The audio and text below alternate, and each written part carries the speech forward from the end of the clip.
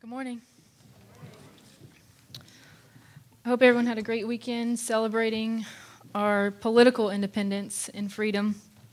But I want you to know there's a far greater freedom out there, and Cindy will be talking about it today. It's the freedom to be who God called you to be, lifted from a yoke of bondage. Years ago, I prayed for two things: more responsibility and more patience. And what I quickly learned is that God doesn't just give you that responsibility and that patience. He puts you in situations that will allow you to have more responsibility and to exercise and grow your patience. So this leads me to my former job at Youth Villages. My first real world, big girl job out of college. And it was a building that housed about 64 emotionally disturbed teenage girls in a residential setting. At any given time, I was responsible for about 16 girls and 5 staff. And over time, it eventually allowed for millions of moments for me to have increased responsibility and increased patience. I grew to love it more and more each week, and I knew I was doing a good job. However, I still thought a lot about the hundreds of girls who were constantly on the waiting list to get into Youth Villages and to be able to be helped. But I was also constantly reminded by multiple family and friends on tons of separate different occasions that I needed to stop trying to be Superwoman and stop trying to save the world, but to just do what I could, where I was, with what I had. Because, as they reminded me, clearly I was doing good work, life-changing work with these girls, and I needed to be proud of it.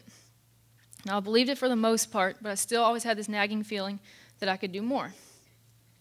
Then after a few years, due to various reasons, I knew I needed to leave Youth Villages. And the decision to leave was actually extremely difficult for several reasons. I'd moved up within the company, so I had some status. I only had to work 4 days a week, had 3 days off, so it was a pretty good schedule. I made enough money that it paid my bills, allowed me to tithe, even started a retirement account, and I was able to travel internationally multiple times. And after all, I was supposedly saving the world working there. It was a good setup, and I knew it, but I knew God was calling me away from this job. And due to that stubbornness and wanting to stay, I actually stayed way longer than I should have. It had become clear long ago that I needed to leave, and I still stayed there due to all these, wonderful reasons to stay there and all the comfort of the situation. But I finally got the courage to leave last summer, and actually it's coincidentally 1 year ago today was my last day. And it was a terrifying thought, not knowing what my next job would be. And it was a giant leap of faith, but as God often does, he shuts one door before he opens the next. So I knew I was leaving this really comfortable situation for an unknown one. But then by the grace of God, just about 5 weeks later, I got a new job at Arlington Middle School working with the special ed kids. So that group has probably about 6 to 12 kids. And this last year, we only had about 8 kids in the class. And so I landed in this new job that paid less. I was the lowest position at the school. I was dealing with less kids. They had less severe behaviors, so I was kind of less busy on any given day. So I go from trying to save the world to the 64 girls at Youth Villages to the 16 I was mainly responsible for. Then I jumped to the middle school where I'm only responsible for about 8 kids. And then more specifically, on any given day, I was actually really responsible for 2 of the kids. I spent most time at work with just 2 of the kids. So I started thinking so much for being Superwoman on a daily basis because I was beginning to wonder if I could make an impact in such a small setting. But then I'd constantly be reminded of something that happened about a year before. In April 2012, my dad, David, was diagnosed with pancreatic cancer, and 6 weeks later in June, he passed away. When I was deep in my grief, I remember thinking, how in the world does anyone ever get through this? Number 2, how does anyone ever get past it enough to be able to help someone else through it? And so, fast forward about a year after his death, I go to Honduras on the mission trip for the first time. And someone told me when we were sitting in the airport on the way down there, you know, Cherry Floyd lost both her parents at a young age. I think you should talk to her.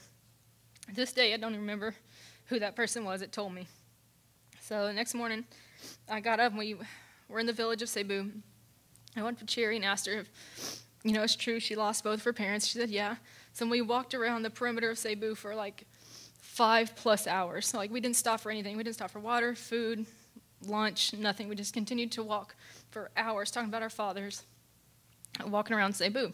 And then after hours and hours of walking, Cindy coincidentally walked up to us and was like, hey, there's a lot of kids here in the village who have lost a family member or lost all of their family members, and they're going through a lot of grief loss. Would you ladies like to talk to some of these kids? And we looked at each other and we were like, yeah, of course we'll do that. So the next afternoon, Cherry and I led this small class talking to these kids in the middle of the jungle, in the middle of Honduras, about our story and how they're not alone. And they have someone who cares about them who's been through the same thing. So it was after that moment in the middle of the jungle, in the middle of Honduras, after our little grief class, I knew that God's will take you out of your comfort zone, out of your prestige, out of your recognition, out of your status, and He'll free you from your yoke of bondage. I knew at that moment in the jungle that there were tons of other kids in the world who were going through grief, didn't have a support system, didn't have anybody to care about them. But at that moment, those few kids in the village of Cebu was good enough for me. So I pray today, as you hear Cindy's sermon, that you will hear the good news of how you're no longer bound by any type of yoke, and that you are free to do the good works that God has set for you. Thanks.